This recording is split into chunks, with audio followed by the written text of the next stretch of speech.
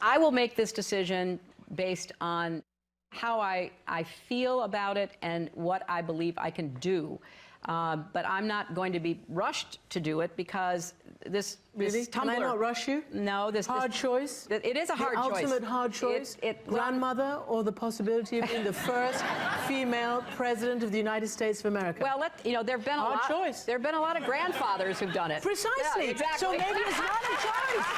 Maybe it's not a hard choice. Hillary Clinton, where will she be and what will she be doing 1 year from today? Therein lies that overwhelming political question being asked much more than why Mitt Romney would even consider going through it a second time.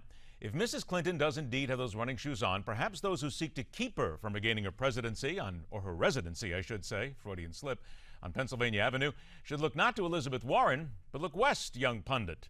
Welcome back to MidPoint. Veteran political analyst and commentator Dick Morris joins us. Dick, pleasure to talk to you again today. Good to talk to you, Ed. I have a surefire test to determine whether Hillary's going to run for president or not.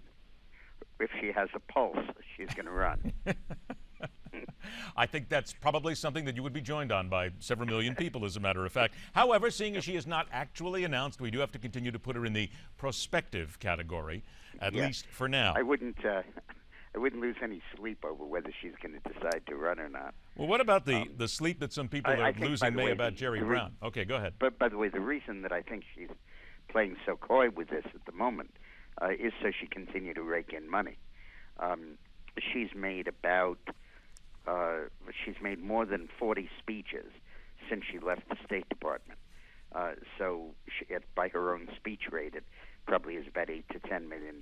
And of course, the book contract was $14 million, and that's not bad for a year and a half's work.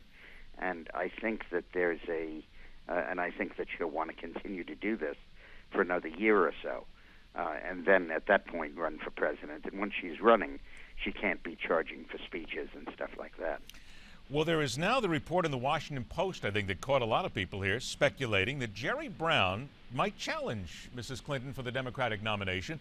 There's stories out there that he is willing to help her at this point. Now there's a story that he might actually be wanting to run. Wouldn't he be a little too long in the tooth to run for president by then? No, I was actually the first one who raised the possibility that he might run in a column for Newsmax about 2 weeks ago. I think that Brown ran in 76, in 80, and in 92. So he runs at a drop of a hat. In terms of his age, though, he would be 78, and Hillary would be 69. So I'm not sure that I don't think the kettle can call the pot black on that one. In fact, if Hillary were saying that he's too old to be president, Hillary, in effect, would be saying she's too old to seek a second term as president. And it would lead to the question of, are you committing to just serve one term if you run? I think that Brown has a very good record as governor of California, but and I think he'll get reelected overwhelmingly in November, and that, I think, will propel him possibly to consider running for president. The important thing to remember about Brown is that when he ran in 92, his whole slogan was to go against corporate campaign contributions, crony capitalism, Bill Clinton's reliance at the time on big money and major donors, and he himself campaigned with an 800 number he kept repeating. These were the pre-internet days for people to send in donations, and he ran with very little money. And Brown also has a reputation for an ascetic style. He never made money when he was out of office. He refused to live in the California governor's mansion, still refuses to. And I think that his whole approach is the precise opposite of Hillary's vulnerabilities. I think he could use against her this massive money-making while she's been out of office, her incredible dependence on major corporations, both for her personal sustenance and for campaign contributions. Do you really think he would be more attractive to the Democrats right now, knowing full well that Hillary has an awful lot of momentum in some camps right now, and people see her as, we've already talked about, the eventual nominee, no matter what? Could he overcome all that, and would there be enough of the power brokers in the Democratic Party to push him forward and get him over the top? Well, it's not really power brokers, it's voters. And I think that there's a real angst from the left wing of the Democratic Party, the sort of movement Democrats, who include even some establishment politicians like Pelosi. There's some squeamishness about this massive involvement with Goldman Sachs and with other major corporate sponsors, both for their personal income and for their campaign contributions.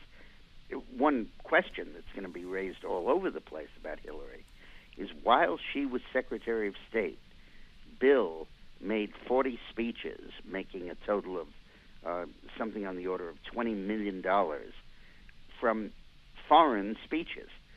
And the State Department had to approve those speeches. In fact, that was a precondition of Hillary's designation as Secretary of State. The precondition was that the White House would approve it, but somehow that got transferred to the State Department. So Hillary was in the position of approving whether Bill made money off a speech, and when he made the money, it went into their joint bank account. And I think that arrangement is going to come under some fire, and I think Brown is uniquely positioned to do that because of his own personal record. Let's spin a little bit and talk about Obamacare. There's a report coming out of the Miami Herald this week that talked about how those who have Obamacare, the affordable health care, need to be concerned because their premiums are going up when the new billing comes out this fall, anywhere from 10 to 15%. Not really a surprise, though, is it? I mean, we've seen this act before. It's a matter of probably then waiting to see where the next shoes drop and other premiums start to go up around the country. Yeah, I think 10 to 15 is way low. The administration is putting out a figure like that, but I think the reality is turn out to be quite different and much higher.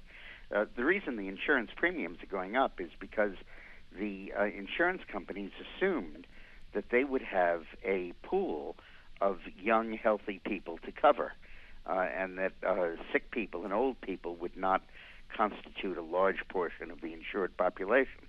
But then it turned out, when reality came in, that it was the exact opposite. So their costs of coverage are much higher than they thought, and they've got to recoup that back in premium increases. But there's something fascinating going on, Ed. In June, Kaiser Family Foundation, which is the strongly pro-Obamacare institution, came out with a poll that said that 45% of the people disapprove of Obamacare, about the number there's been. But in July, they said that increased to 53%, an 8-point increase in disapproval. And when you think about it, not much happened in June and July. There were no big revelations. Things were overshadowed by first the VA scandal and then by Ukraine and Gaza and the border. And not much went on Obamacare. What I think is happening, and I think you can read between the lines, that the people who have Obamacare coverage are increasingly dissatisfied with it, both because of the premium increases you're talking about, the fact that they're actually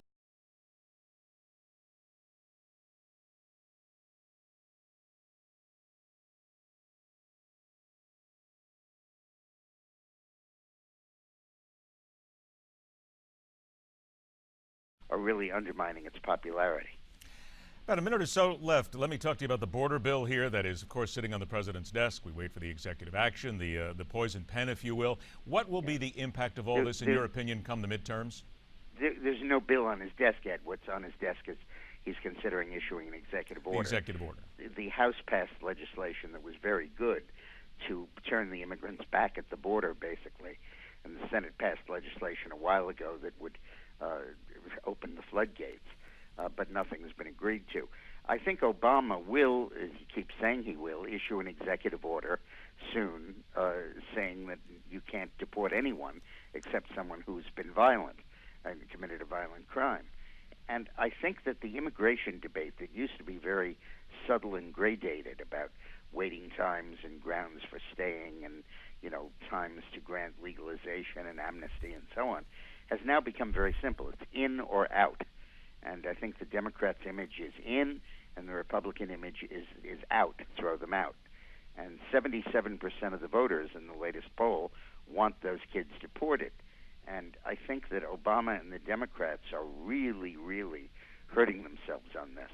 I think when you combine that with the health care discussion we've had, you can see increasing evidence of a of a Republican tide as we approach the midterms. Dick Morris, always a pleasure to talk to you, my friend. Have a great week. We'll do it again next week. Thank you. All right, thanks a lot, Dick. The poll that we are running right here on Newsmax.com right now involves impeachment and the President of the United States. We are asking those who view us here on Newsmax TV and also those at Newsmax.com, because here comes the question now. It is your chance to get involved in the poll as to whether or not the President should be impeached.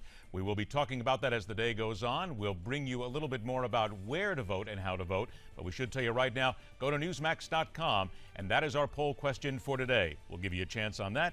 We'll talk about it. We'll show you the results as the day goes on right here on MidPoint.